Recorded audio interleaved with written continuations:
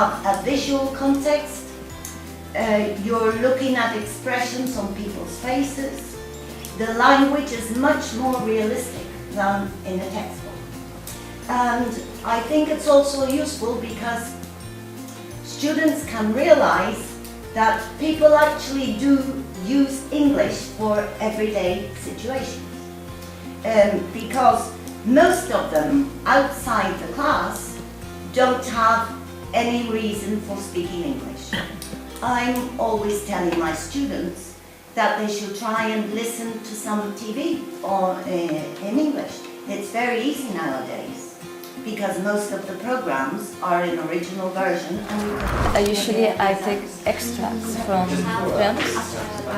It will be for the vocabulary, grammar. Because I don't have time. So I use it when it's especially I just small bits of 3 series for Uri. I use it, for example, to speak for a whole discussion to like that. Yes. It's coming for the textbook or?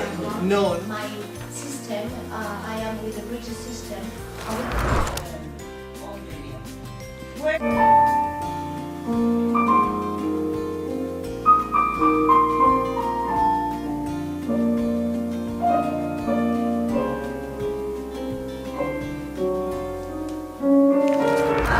Students he expects them to get 3 different meanings from the verb lost here.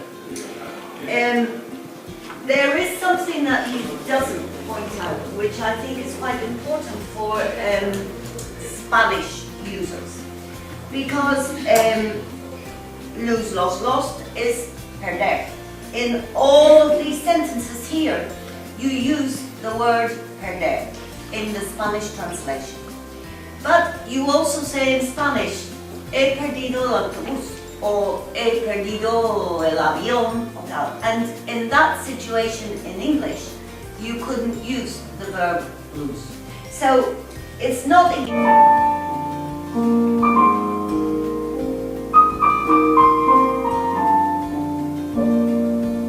Since there is no dialogue in the film, the students could work in groups to make up a dialogue for the film. Then they suggest imagining a new room in the Lost Property Office, because we've seen several rooms, that the couple can explore together and describe what happens there. They also suggest retelling the story either from the point of view of the woman or from the point of view of the man.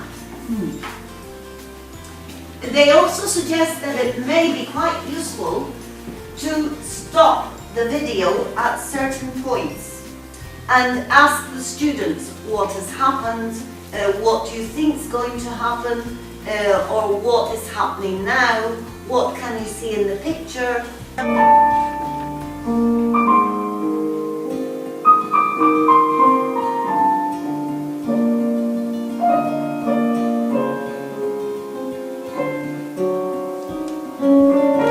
That students could design a website to promote the film.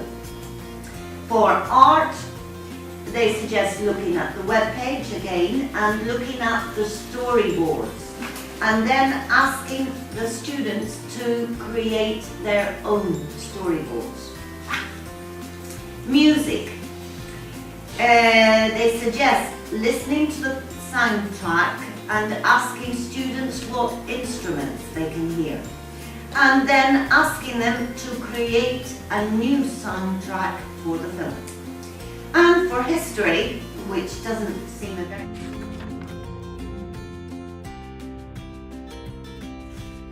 Situations, for instance, when people are introducing each other, or when they are saying goodbye to someone or whatever. So very short parts of the films will be for students to... How could we use films to teach writing? As you suggested earlier, you can stop the film at one point and ask them to invent the rest of the story. How could the story end? And then